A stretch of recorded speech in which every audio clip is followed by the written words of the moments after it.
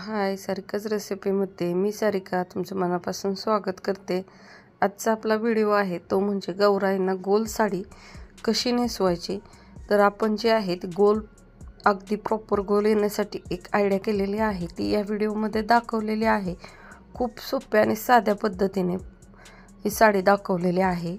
त्याचा घेर कसा यावा आणि त्याच्यासाठी आपण काय करायचे, आपल्याकडे स्टँड जरी असेल तर स्टँडचा जो आकार असतो तो थोडासा कमी असतो, तर त्याच्यासाठी आपण एक आयडिया दाखवलेली आहे।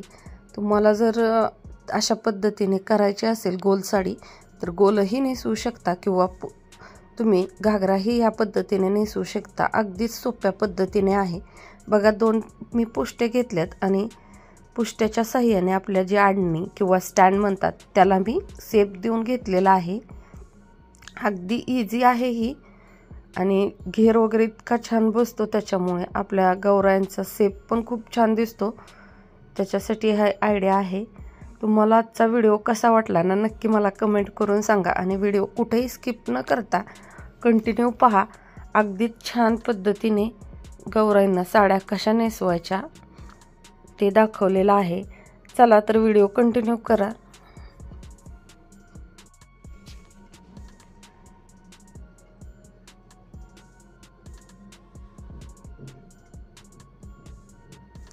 हे बघा, 2 साइड चिकट टेपच्या साहाय्याने मी